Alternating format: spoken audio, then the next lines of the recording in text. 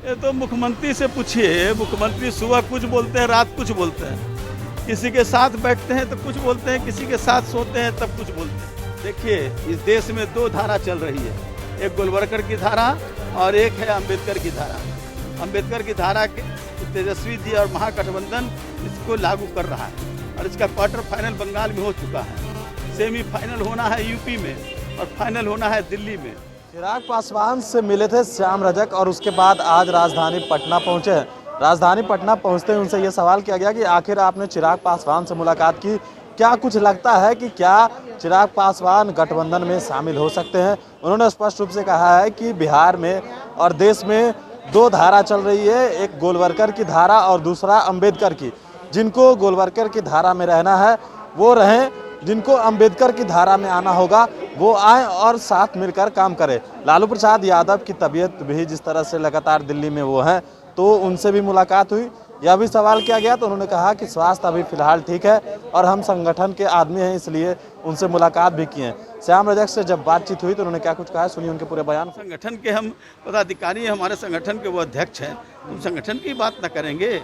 संगठन को कैसे स्वास्थ्य अब ठीक है, स्वास्थ्य ठीक है, स्वास्थ्य ठीक है और स्वास्थ्य उनका और अच्छा होते जा रहा है। महीना दिन के अंदर ही उनके आने की संभावना है। एक आदमी बोल रहे, देखिए, इस देश में दो धारा चल रही है, एक गोलवरकर की धारा और एक है अम्बेडकर की धारा। अम्बेडकर की धारा के तेजस्वी जी और महागठबंधन इसको लागू कर रहा है और इसका क्वार्टर फाइनल बंगाल में हो चुका है। सेमीफाइनल होना है यूपी में और फाइनल होना है दिल्ली में। तो तेजस्वी जी एक तरफ नेतृत्व कर रहे हैं। अब जिन लोगों को गोलवरकर की धारा को छोड़ करके और अम्बेडकर की धारा में आना है, वो महागठबंधन में और सब लोग मिलकर करके काम करेंगे और देश को जो धराशायी करने वाला, देश को तोड़ने वाला, देश में महंगाई, बेरोजगारी, कई तरह की जो चल रहे हैं समस्याएं, वो समस्याओं से निजात होगा अम्बेडकर की धारा से ही।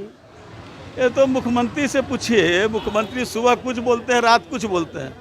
किसी के साथ बैठते हैं तो कुछ बोलते हैं, किसी के साथ सोते हैं तब कुछ बोलते हैं।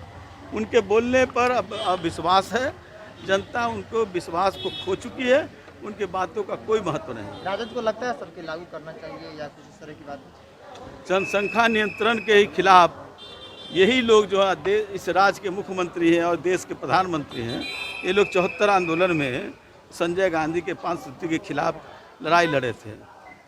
और जब लड़ाई लड़े थे तो इनको उस समय सोचना चाहिए था कि गलत है लड़ाई तो या सही है जो भी, तो लड़ाई नहीं लड़ना चाहिए था और लड़े हैं और आज वो उसी बात को लागू कर रहे हैं। मेरा साफ कहना है कि जनसंख्या नियंत्रण सही है, लेकिन कानून के द्वारा नहीं बल्कि अवेयरनेस के द्वारा, जन जागृति